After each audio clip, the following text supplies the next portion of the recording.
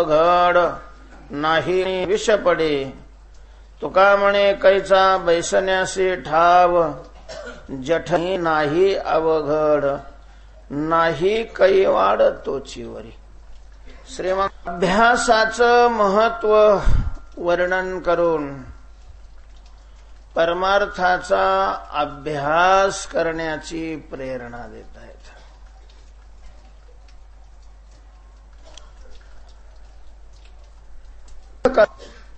भगवत प्राप्तीची साधना करणं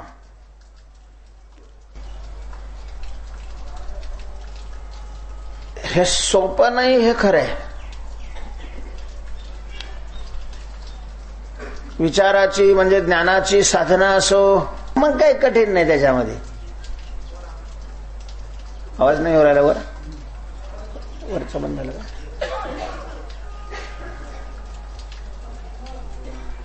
साधना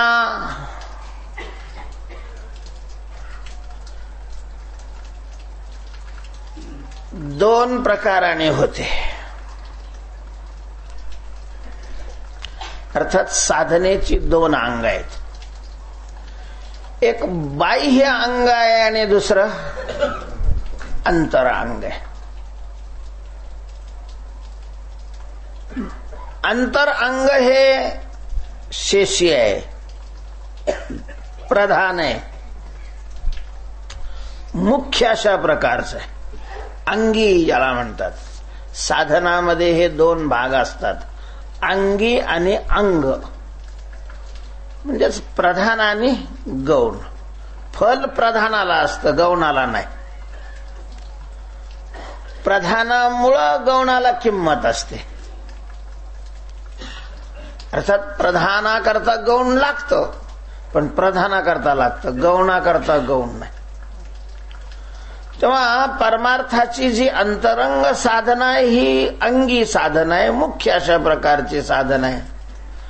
आणि बाह्य जी दिसणारी साधना आहे ही अंग स्वरूप आहे. म्हणजे त्या अंगीला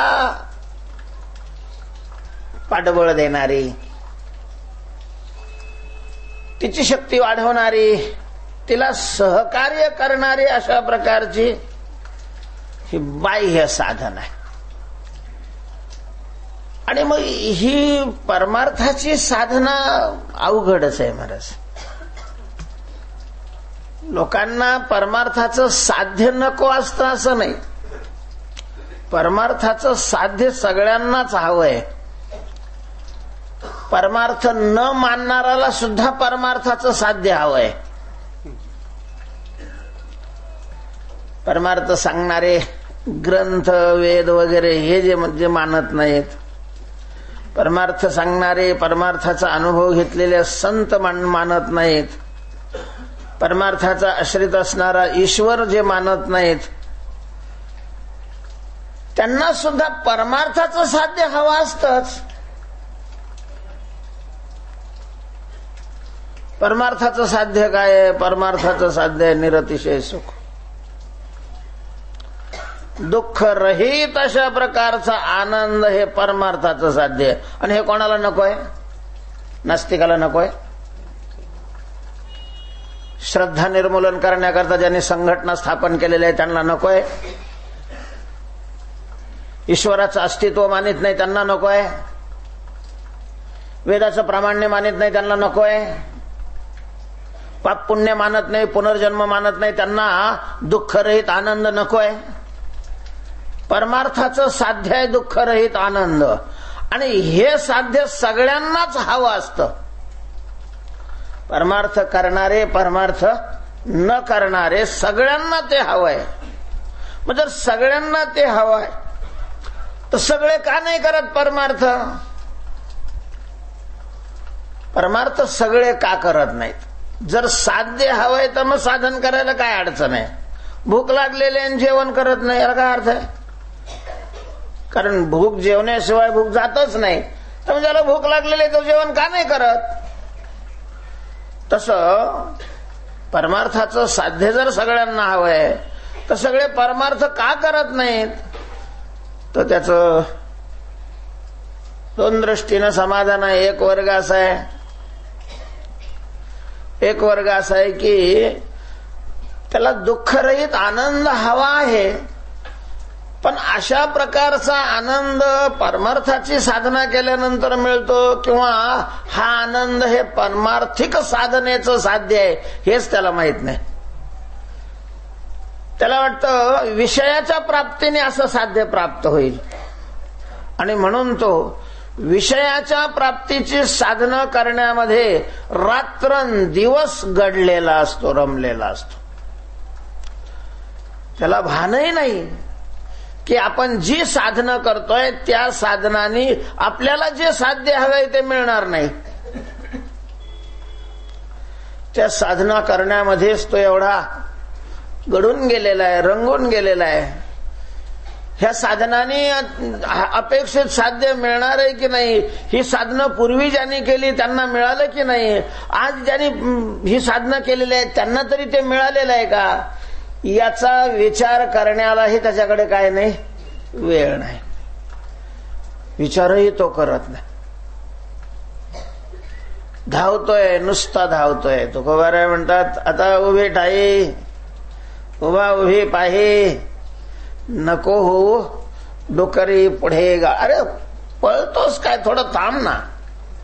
तुला जिकडं जायचंय, जिकडं जाण्याकरता तू पळू लागलेला आहेस, तिकडं हा रस्ता जातोय की नाही थोडा याचा तरी विचार कर ना.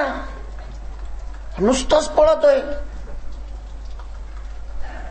नुसतंच पळतोय. सत्ता कशा करता हवी असते, आनंद करतास की नाही. आणि मग ती सत्ता मिळवण्याकरता केवढे पळतात. तुम्ही जा गुजरात मध्ये चक्कर मारायला आता. पण ते पळणाऱ्याला तुला जर समजा देशाचीच सेवा करायची असेल तर मग काही प्रश्न नाही, पण निरतिशय आनंद करता जर तू सत्ता अपेक्षित असशील तर ज्यांनी सत्ता मिळवल्या त्यांना जरा विचार ना. जे माजी पंतप्रधान आहेत, काही सगळेच मिळालेले नाही, अजून आहे ना जिवंत काही. नसले माझी तर आजीला विचार. आजी तर घरातच आहे की इतक्या दिवसापासून मी पंतप्रधानाच्या खुर्चीवर आहे. खरं सांगा, ती खुर्ची मऊ गार लागत होती का खालून टोचत होते किडे ते? प्रामाणिकपणे सांगा, खरं सांगा. जे पैसा मिळवण्याकरता सुसाट धावायला लागलेले आहेत त्यांनी थोडा उभा राहून विचार करावा ना, की ज्याच्याकरता आपल्याला पैसा हवा वाटतोय तो पैसा देणार आहे का? ज्याने पैसे कमावलेले आहेत त्यांना जाऊन विचारा. थोडं पैसा तुम्ही एवढा कमावलेला आहे, खरंच तुम्हाला हे साध्य मिळालंय का? आणि महाराज जर ते साध्य मिळत नसेल तर त्या धावण्याला काय चव आहे, काय अर्थ आहे? कोण शहाणा त्याला शहाणा म्हणेल? जे साध्य ज्या साधनाने मिळतच नाही ते साध्य मिळवण्याकरता खूप धाव, काय अर्थ आहे? प्रयत्नाची स्तुती म्हणून जरी म्हटलं असलं की वाळूचे तेलही गळे. प्रयत्न करत केल्यानंतर वाळूचं तेल, प्रयत्नाच्या स्तुतीचा भाग तेवढा त्याच्यातला घेण्यासारखा आहे. म्हणून एकाने भलं मोठं मशीन आणलं, मोठे मोठे जाते लावले, वाळवंटातच ते फिट केलं. टँकर आणले तेल भरायला, तर एवढे वाळू गाळल्यावर मग काय तेल कमी निघल का? आणि लागला डीपी स्वतंत्र बसवून ती वाळू गाळायला, काय उपयोग होईल त्याचा? काय उपयोग होईल? तसं आपलं काही वेगळं आहे असं वाटतं का तुम्हाला? केवढे मशिनी आणलेले आहे, केवढे असा चौपाय अगदी धावतोय, पार वर पाय लागस तर पळतोय. पण ज्याच्याकरता आपण पळतोय ते त्याने मिळणार आहे का? कोणाला आजपर्यंत मिळालंय का?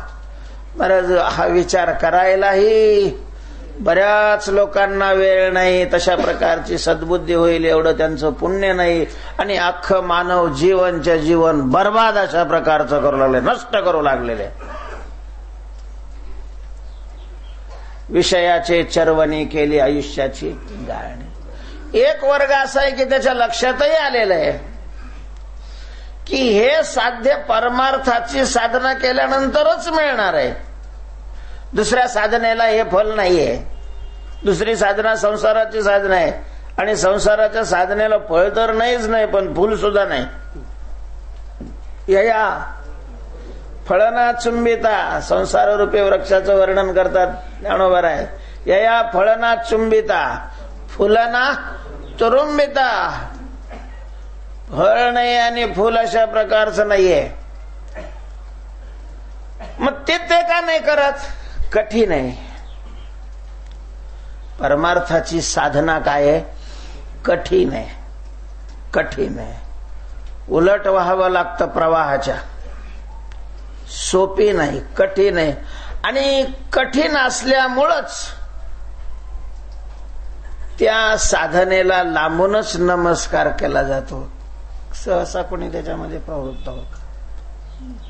परमार्थाचं साध्य प्राप्त करून घ्यायचं असेल तर जी साधना करावी लागते ती साधना कठीण आहे.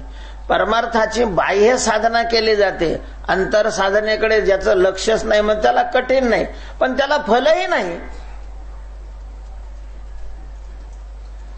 परमार्थाचं जे फल आहे निरतिशय आनंद, दुःख रहित आनंद, हे फल अंतर साधनेला आहे, अंतरंग साधनेला आहे. बाह्य साधना तिला बळकटी देणारे, पण अंतरंग साधनाच नसेल तर बाह्य साधनाची बळकटी देण्याचा प्रश्नच कुठं येतो? मग नुसती बाह्य साधना कठीण नाही. गळ्यात माळ घातली आणि पंढरपूरला आले, हे काय फार कठीण नाही आहे ना. भक्ती तो कठीण आणि शिळावरील पळीन परमार्थाची साधना काय कठीण आहे?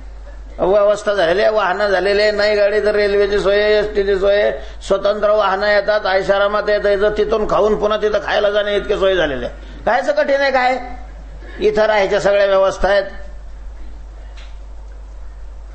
पण मग ही बाह्य साधना आहे, ही बाह्य साधना आहे. आम्ही बाह्य साधनेला फार महत्व दिलेलं आहे. फार अशा प्रकारची बाह्य साधना आज वेगाने घडते, पण बाह्य साधनेला फलच नसतं. जर अंतरंग साधनेचं, बाह्य साधनेची अंतरंग साधनेला जोड नसेल आणि नुसतीच बाह्य साधना असेल तर तिला फलच नसतं. फल हे अंतरंग साधनेला आहे. बाह्य साधनेचं हेच फल आहे की अंतरंग साधनेला शक्ती देणं, आणि अंतरंग साधनेचं ते साध्य आहे दुःख रहित अशा प्रकारचा आनंद.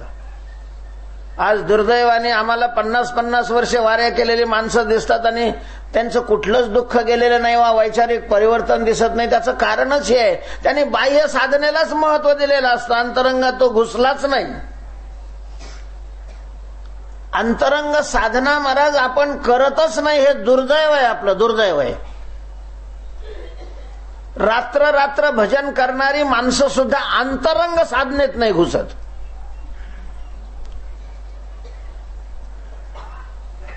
बाह्य साधना, केवळ बाह्य साधना फळ नाही देत.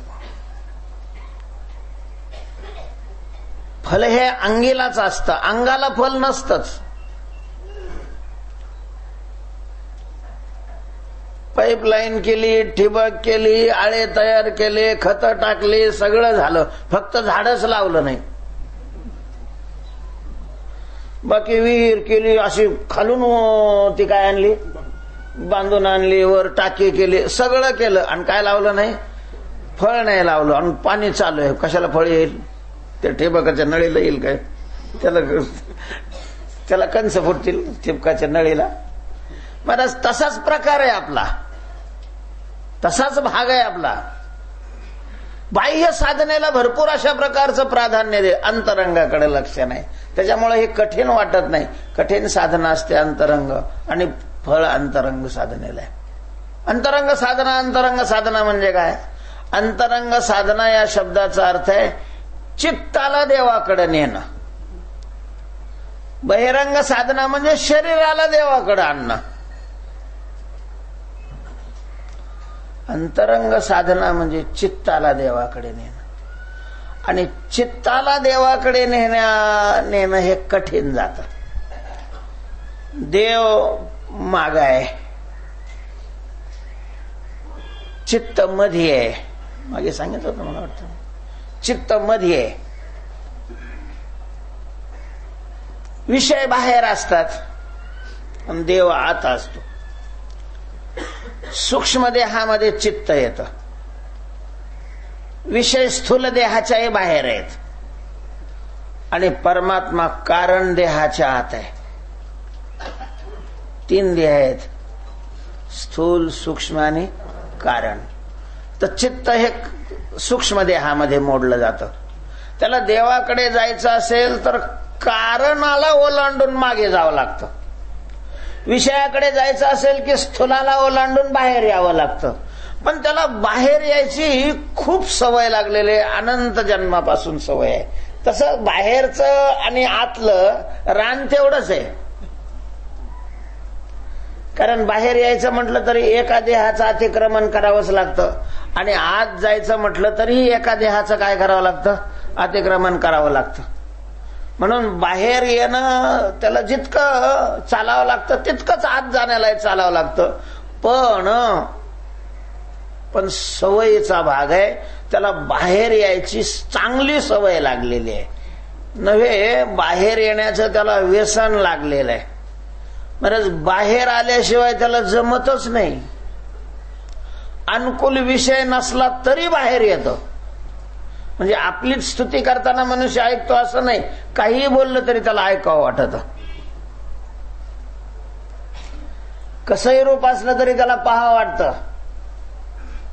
एखाद्या वेळेला घाण वास जरी आला ना तरी माणूस टाळून जात नाही. काय घाण आहे हो, म्हणजे घाण सुद्धा पाहण्याची इच्छा असते. तर बाहेर जायची सवय लागलेली. म्हणजे बाहेरचा विषय अनुकूलच पाहिजे असं काही नाहीये, सवय आहे. आणि इतकी त्याला सवय लागली, इतकी सवय लागली की आतमध्येही जात असतात हेही त्याला माहिती नाही. आणि परमार्थाची साधना करणं म्हणजे बाहेर जाण्याला चित्ताला त्याचं बाहेर जाणं बंद करून जाग्यावर उभं करून त्याचं तोंड मागं फिरवून आत नेणं. आणि कठीण आहे, हे कठीण आहे. कारण चित्ताला आत घेऊन जायचंय. चित्त नुसतं चंचल आहे असं नाही, ते बलवान आहे. नुसतं बलवान आहे असं नाही, महाराज खोडकर आहे, आगाव आहे, आगाव. प्रमाथी शब्द वापरलेला आहे अर्जुनाने, त्याला प्रमाथी म्हणजे त्याच्या नादी लागणाऱ्याला ते घोसळतं, घुळशीत पार त्याचा चेंदा मेंदा करतं, त्याची जिरवतं, मग दुसरीकडे जातं. प्रमाथी म्हणजे प्रमथन करतं, मथन करतं, त्याचं प्रकर्षाने मथन करतं. त्याच्या नादी जर कोणी लागलं ना, त्याच्या नादी कोणी लागलं तर मग ते गप नाही बसत त्याच्याविषयी. त्याला पार उलथा पालथा करून त्याचा चांदा मेंदा करून मग ते बाजूला होऊन जातं. म्हणजे चंचल आहे, बलवान आहे. आणि प्रमथन करणं हा त्याचा काय आहे, स्वभाव आहे. चंचलम हे म्हणा कृष्ण, प्रमाथी बलवत दृढम म्हणजे दुराग्रह आहे म्हणा. काही काही माणसं खूप आग्रही असतात, स्वभावच त्याचा बनलेला असतो. त्यानं म्हणलं की बस संपलं काम, त्याच्या विरोधात कुणीही बोलायचं नाही. त्यानं आंब्याच्या झाडाला जरी म्हणलं हे लिंबाचं आहे तरी होय भाऊ म्हणावं लागत. नाही म्हणलं का त्याचा काटाच काढला त्यानं. म्हणजे सरळ सरळ आंब्याचं दिसत असताना सुद्धा तो लिंबाचा म्हणला का लिंबाचंच म्हणावं लागतं. असे काही दुराग्रही माणसं असतात. वाईट आहे, दुराग्रह हा कधीही वाईटच. माणसानं कधीच दुराग्रही नसावा महाराज. आपला दुसऱ्यावर कधीच थोपवण्याचा प्रयत्न करू नये. आपल्या अपेक्षा दुसऱ्याकडून पूर्ण करण्याचा कधी प्रयत्न करू नये. थोडा विचार करावा की जसं आपल्याला अपेक्षा असतात तशा त्यालाही अपेक्षा आहेत. आपल्या अपेक्षेमुळे त्याच्या अपेक्षेचा जर चुराडा होत असेल तर काय तुला अधिकार आहे दुसऱ्याच्या अपेक्षेचा चुराडा करण्याचा? तू अपेक्षा करायची की नाही करायची हे तुझ्या हातात आहे. पण आपली अपेक्षा, आपलं म्हणणं दुसऱ्यावर थोपवून त्याच्याकडून ते राबवून घेणं हे न्याय्य नाही, अन्यायकारक आहे. तुकोबाराय दुराग्रह म्हणजे पाप मानतात. दुराग्रहा नावे पाप, पाप अग्रहा नावे पाप. आग्रह शब्दाचा अर्थ येतो दुराग्रह. अति आग्रही नसावं माणसाने जीवनामध्ये. सहज जे घडेल, किमान दुसऱ्याच्या बाबतीत तरी, लोकांच्या बाबतीत व्यवहार करत असताना ज्याच्यामुळे दुसरे सुखी होतील असा व्यवहार करावा संकोच. चित्ताची भोवता होय ते बहुता सुख कीजे, बहुता सुख होय ते कीजे. संकोच करायचा आपल्या चित्ताच्या भोवती. स्वतः करता काय नियम करायचे ते करावे, दुसऱ्या करता नाही. तेव्हा मनाचा हा स्वभाव आहे, ते दुराग्रही आहे, प्रमाथी आहे, बलवान आहे आणि चंचल आहे. आणि अशा मनाला त्याचा चंचलपणा मोडून त्याच्या प्रमथनत्वाला घुसळून त्याला अशा प्रकारचं नष्ट करून माग न्यावं लागतं. आणि हे खूपच जड जातं, खूप जड जातं. हताश होतो साधक, हताश होतो मनाच्या पुढं. बरं, हे कायमचं महाअभ्यास, कायमचं परमार्थ म्हणजे उत्सव चांगला. माणसं सप्तात किती का उड्या मारतात, कारण त्याला काय असते, मर्यादा असते, कालाची मर्यादा असते. एक दिवस उपाशी म्हणलं तर माणूस काहीच खाणार नाही, काय हरकत नाही. नवरात्रात काय कट्टर उपास करतात देवीचे भक्त, पण मग ते फक्त किती दिवस असतं, 9 दिवस, पुन्हा 4 पाय मोकळे. मग काय अडचण नाही ना. तेवढे 9 दिवस सांभाळले की मग कसेही दणके चालू द्या. परमार्थाचं तसं नाही ना, कायमचा अशा प्रकारचा तो निग्रह करायचा असतो आणि ते कठीण जातं, हताश होतात, हताश. इथं परमार्थ कठीण आहे महाराज. चित्ताला विषयाकडे जाण्याची जी सवय लागलेली आहे, ती सवय नुसती मोडणं किती जड आहे. ज्ञानोबाऱ्यांनी वर्णन केलेलं आहे. विषयाचे घर इंद्रिया सांडिता थोर युगांतो. जसा काय प्रलय व्हायला लागलाय, प्रलय त्या इंद्रियाच्या आवडत्या विषयापासून त्याची ताटातोट करत असताना एवढी गडबड होते मध्ये, जसं काय प्रलय झाल्यासारखं वाटतं. प्रलय सगळ्या इंद्रियांना सगळ्या विषयापासून कायमचं तोडावं लागतं, कायमचं. असं काही नाही एकादशी पुरतं, पौर्णिमेपुरतं, नवरात्रापुरतं, सप्ताहापुरतं, काही तसं काही संबंध नाही. कायमचं तोडावं लागतं. आणि त्या चित्ताला अंतर्मुख कसं, कोणतंही भजन करा, वारी करा, योगाची साधना करा, विचाराचे कोणतंही करा, मनाला अंतर्मुख करून भगवत सन्मुख, आत्मसन्मुख केल्याशिवाय आत्मसाक्षात्कारच होत नसतो. आणि आत्मसाक्षात्कार झाल्याशिवाय मुक्ती नाही मिळत. देवही नाही मुक्त करू शकत आणि संतही नाही मुक्त करू शकत. देवही मुक्त करतो ते अंतर्मुख वृत्ती करण्याला सहकार्य करतो, संतही मुक्त करतात ते अंतर्मुख वृत्ती व्हायला सहकार्यच करत राहतात. प्रत्यक्ष आपलं का आपण काहीच नाही केलं आणि दुसरे मुक्त करा असं नाही होत कधीच. आपला पेपर दुसरे नाही निवडून तिथं टाकत आणि आपल्याला पास करत. आपला पेपर आपल्यालाच लिहावा लागतो आणि ते जड जात, अवघड आहे खूप. म्हणून मग माणसं टाळायचा प्रयत्न करतात. तुकाराम महाराज या ठिकाणी साधकाला त्याचा उत्साह वाढण्याकरता या अभंगामध्ये अभ्यासाची महती सांगतात. अवघड तर आहे, नक्की आहे, पण अशक्य नाही. अवघड वेगळं आणि अशक्य वेगळं. अशक्य म्हणजे जे शक्यच नसतं, जे कधी होतच नाही, घडतच नाही, आजपर्यंत कधी घडलं नाही आणि पुढेही कधी घडणं शक्य नाही, त्याला काय म्हणतात, अशक्य म्हणतात. अशक्य असं अशक्य नाही. परमार्थाचं साध्य अशक्य नाही, परमार्थ करणं अशक्य नाही. परत अशक्य असतं तर शास्त्राने त्याचं प्रतिपादनच केलं नसतं. अशक्य अर्थाचं शास्त्र कसं प्रतिपादन करेल? अशक्य अर्थाचं शास्त्राने प्रतिपादन केलं तर शास्त्राला वैयर्थत्व येईल. अशक्य नाही, कठीण आहे, कठीण आहे. आणि मग न करणाराला ते काय वाटतं, अशक्य आहे. काय गोड शक्य आहे गो? न करणाऱ्याला अशक्यच आहे. करणाऱ्याला अशक्य नाही, कठीण आहे. मग काय करावं लागतं? अभ्यास. अभ्यास हे असं एक साधन आहे महाराज की जगामध्ये अभ्यासाला काहीच अशक्य नाही.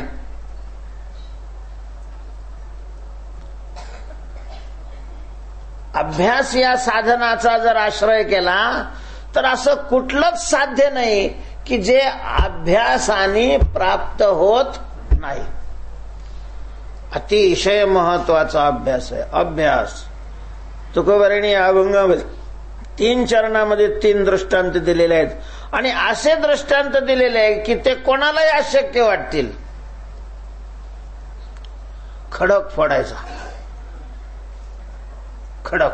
आता इथं पुलाचं काम चालू आहे तर तिथं माणसं सुद्धा नाही, तिथं सरळ सरळ ती काय लावलेली आहे? मशीन लावलेली, ते याची चैनची, जेसीबी, पोखलन म्हणतात त्याला, पोखलन. म्हणजे काढायलाच आहे ते असं नाही, फोडायला बी तेच आहे. तो खडक त्यांनीच फोडला जातो. ते असं खडखड खडखड खडखड खडखड करणं, एवढं असं ते लोखंडाचं असतं ते फोडणार. म्हणजे खडक लोखंडाच्या हात्याराला सुद्धा लवकर फुटत नाही. उरंग वगैरे घ्यायचे, विहिरी फोडायचे तर 2 दिवसाला 3 दिवसाला 2 दिवसाला 3 दिवसाला त्या पहारी शेवटाव्या लागत होते. पहाराने खडक फोडला जातो. पहाराने फुटत नाही तर मग त्याला दारू गोळा वापरून त्याला ढिल्लं केलं जातं आणि मग फोडला जातो. एवढा कडक खडक. पण अभ्यासाचा जर आश्रय केला तर ओले मूळ भेदी खडकाचे अंग. ओले मूळ, झाडाचं मूळ, त्यातली त्यात सौंदड नावाचा वृक्ष आहे. त्या सौंदडीचं असं असतंय की सौंदड वर फार वाढत नाही, अगदी कधी कधी ते खुडीत राहिलं तर एवढेलच राहतं. पण त्याचं मूळ थेट पाण्याला असतं. पाण्याला जिथं सौंदडीचं तिथं विहीर घेतली जाते, त्याचं मूळ थेट पाण्यापर्यंत गेलेलं असतं.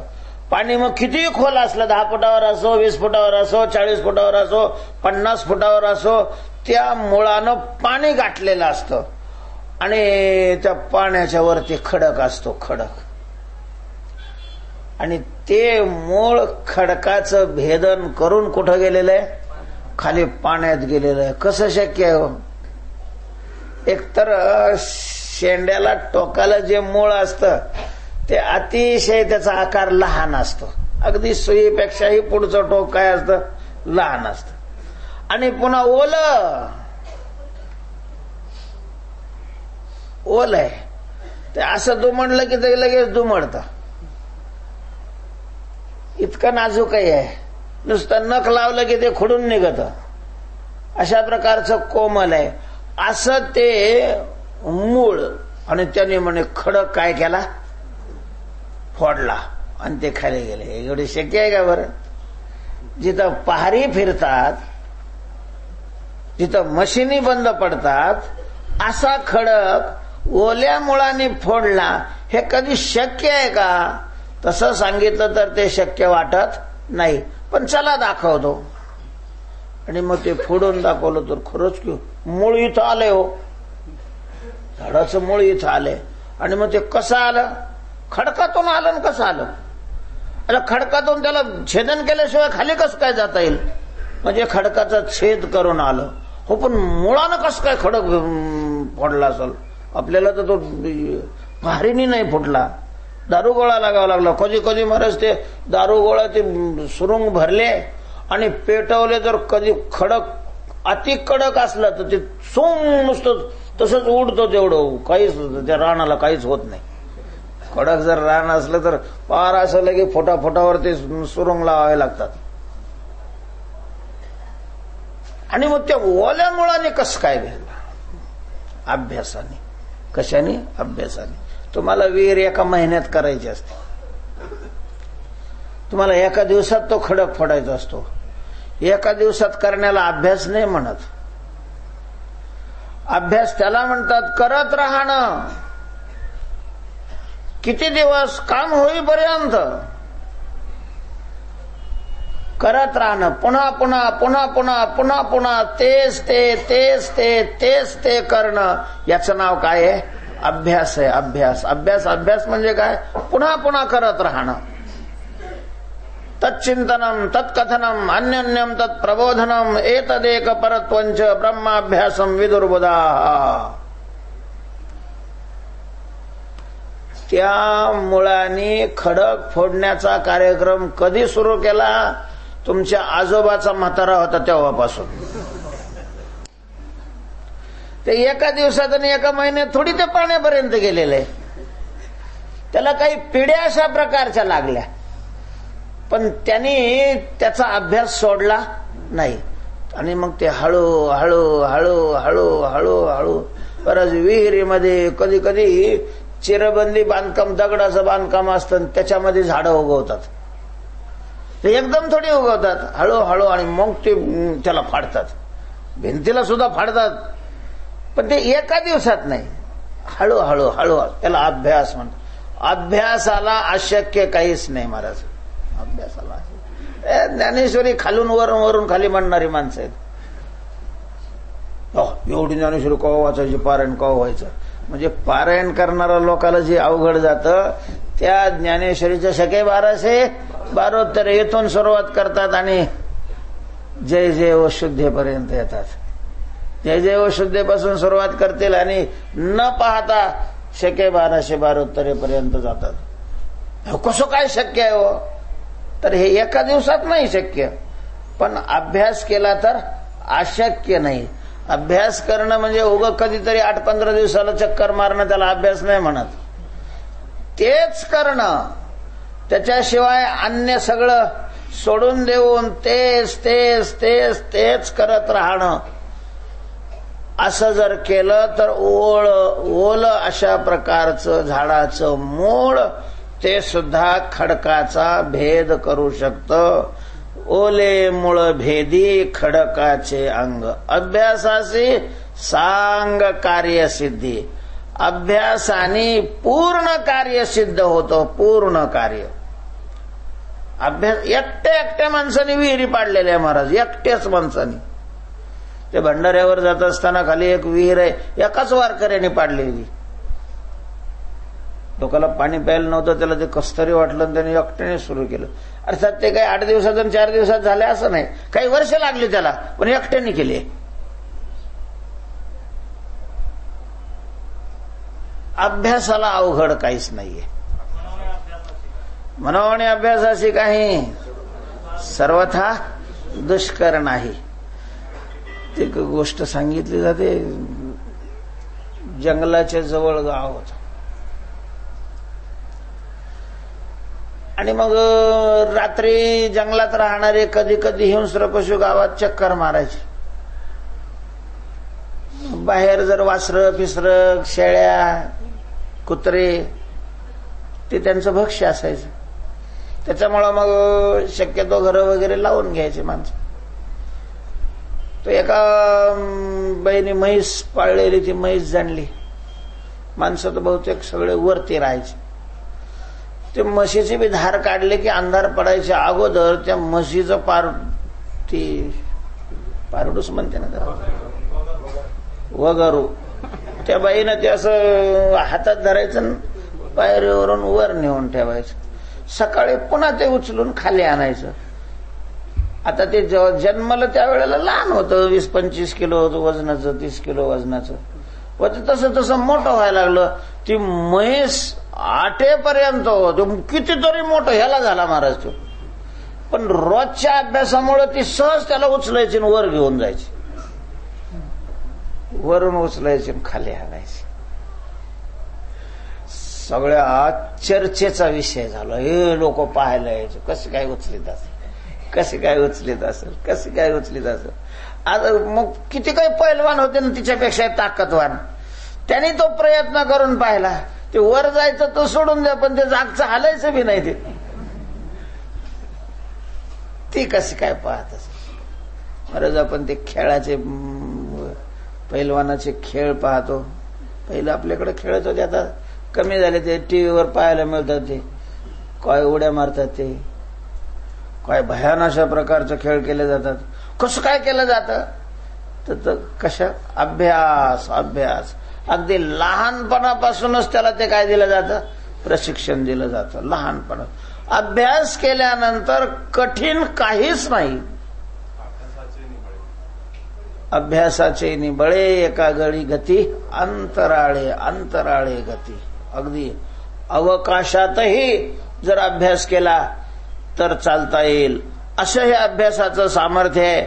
म्हणून तुकोबाराय म्हणतात, नव्हे ऐसे काही नाही अवघड. होणारच नाही असं अवघड जगात काहीच नाही. होणारच नाही असं नाही. अभ्यासाने होणारच नाही असं जगात काहीच नाही. याचा अर्थ आहे अभ्यासाने सगळं काही होऊ शकतं. धैर्य लागतं अभ्यासाकरता, धैर्य लागतं. धैर्याचा अभाव आहे आपल्यामध्ये. परमार्थात तर खूपच धैर्य लागतं. संसारातही माणसं धैर्यवान नाही राहिले महाराज.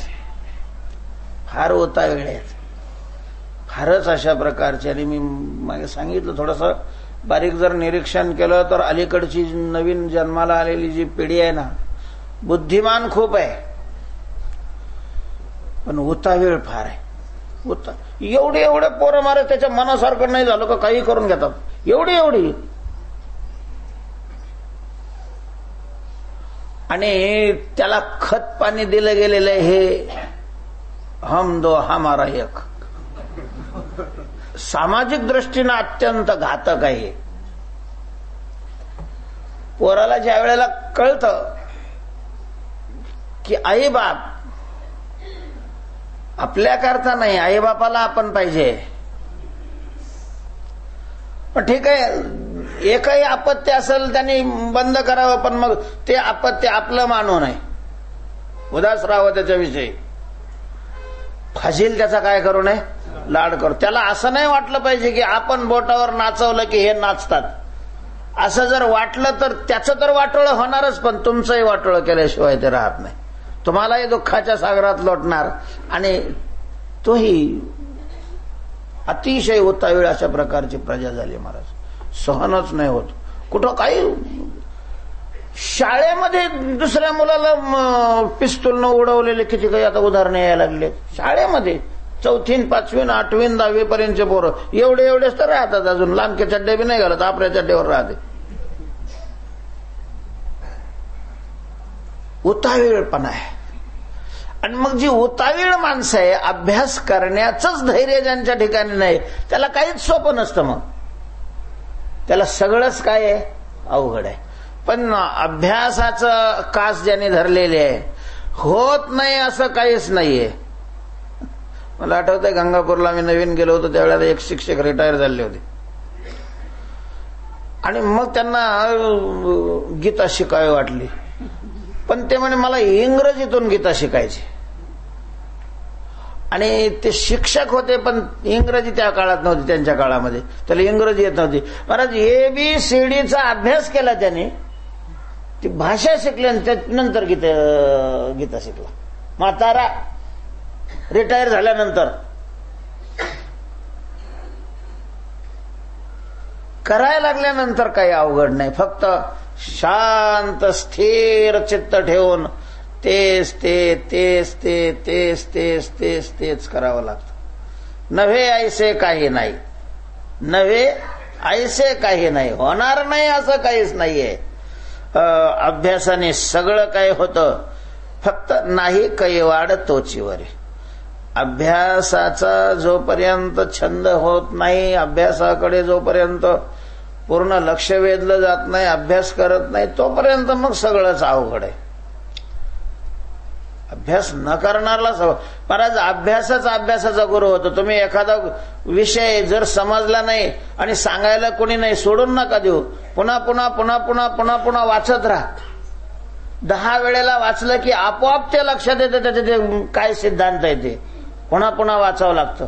जसं एखादा दगड आहे, खूप खट्ट आहे, निघत नाही, सोडून दिला तर मग निघणार नाही. पण इकडून थोडंसं त्याला ढिलं कर, तिकडून ढिलं कर, तिकडून ढिलं कर, तिकडून त्याचे सगळे आश्रय हळूहळू हळूहळू काढले तर एक वेळ अशी येते की पूर्ण दगड तो काय होऊ शकतो, निघू शकतो. नव्हे ऐसे काही नाही अवघड नाही कैवाड तोचीवरी. दुसरा दृष्टांत दिलेला अशक्य वाटणारा दृष्टांत. दोरे कापे चिरा पडेला काचनी अभ्यासे सेवनी विष पडे. तुकोबारे सांगतात की चिरा म्हणजे दगड, पाषाण.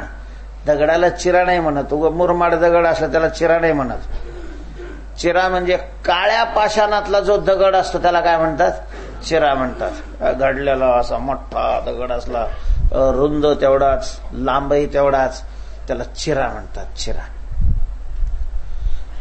आणि मग तो काळा पाषाण असतो, हत्यारही त्याच्यावर फिरतात. अशा प्रकारचा दगड दोऱ्याने कापला जातो.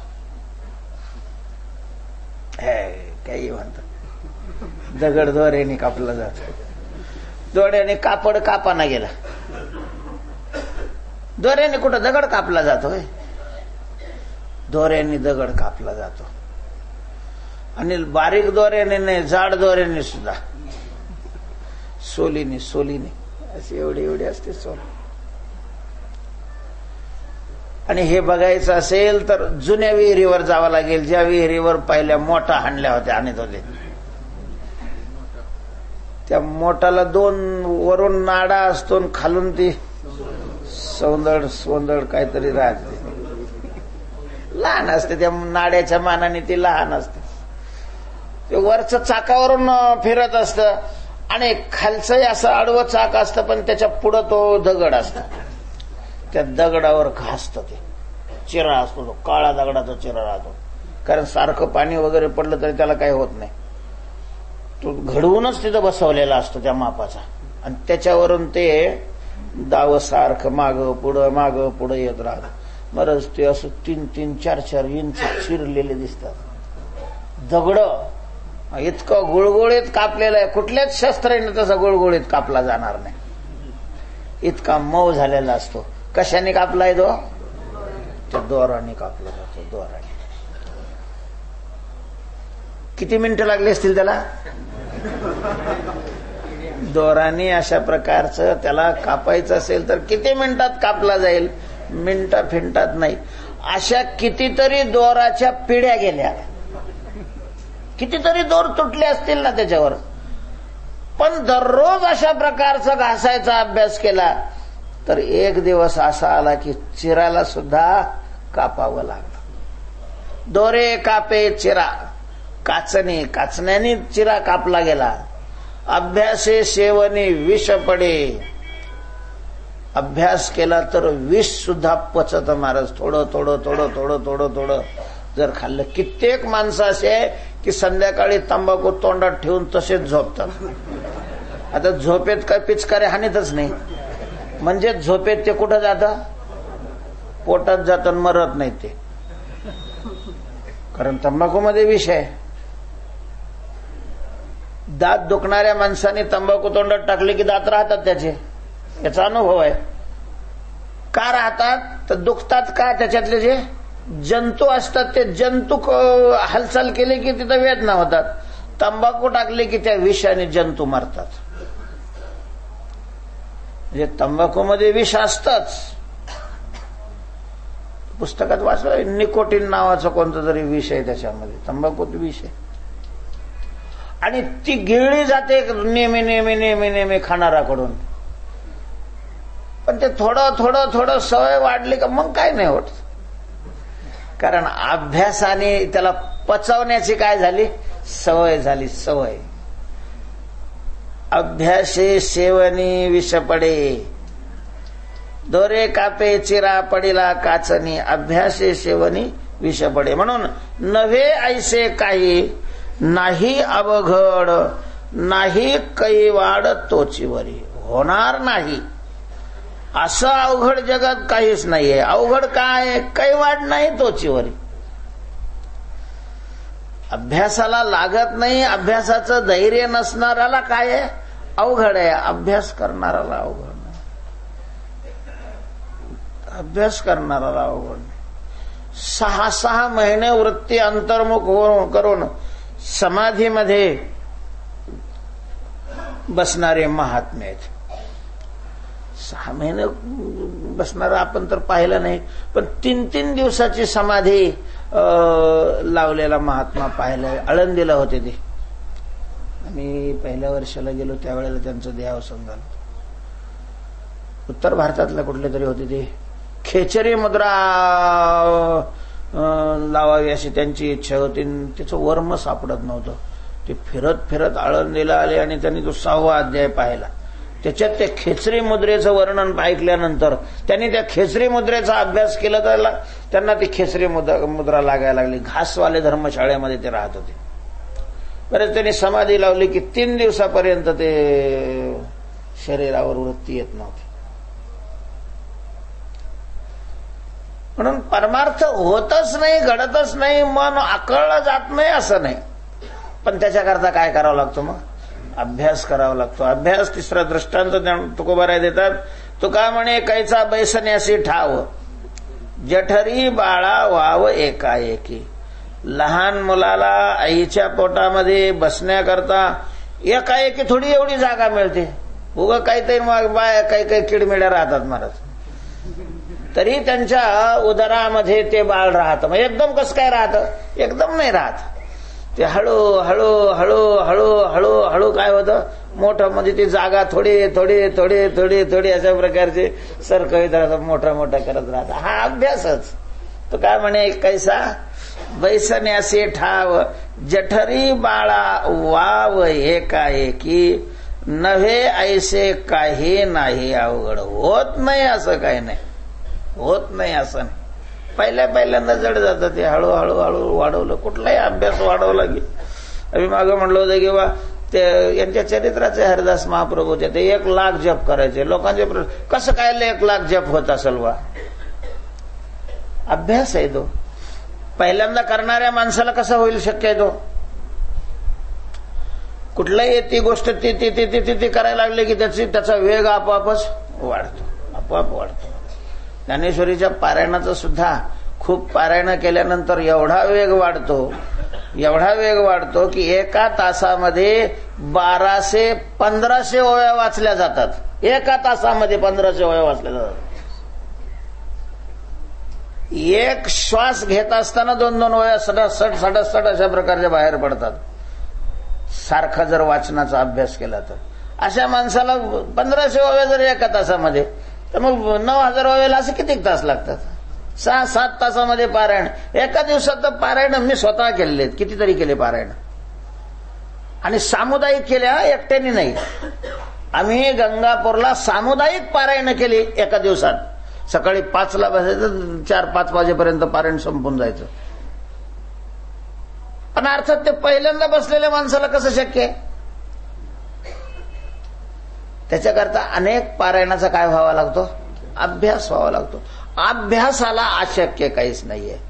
फक्त करावं लागतं, तेच करावं लागतं. बाकीचं सगळं फेकावं लागतं. अभ्यास त्यालाच म्हणत असतात. त्याच्याशिवाय दुसरं काहीच न करणं आणि ते नुसतं करत राहणं, फलाकडे पाहायचंच नाही, करत राहणं. म्हणून ते पंचदशीतला श्लोक फारच सुंदर गेलेला आहे. त्या श्लोकामध्ये त्याने असं म्हटलेलं आहे की हा उपासनेचा अभ्यास कसा करावा लागतो त्याच्याकरता दृष्टांत दिलेलं आहे त्यांनी. जसं एखादं समुद्रासारखं साठलेलं पाणी आहे आणि ते सगळं पाणी बाहेर फेकायचंय. म्हणून एक जण बसलेला आहे आणि कशाने फेकू लागलेला आहे? त्याने गवताची काडी घेतलेली आहे. ती काडी त्या पाण्यामध्ये बुडवतो आणि बाहेर झटकतोय. काडी बुडवायची आणि बाहेर झटकायची, काडी बुडवायची आणि बाहेर झटकायची. असं संपल की नाही समुद्राचा?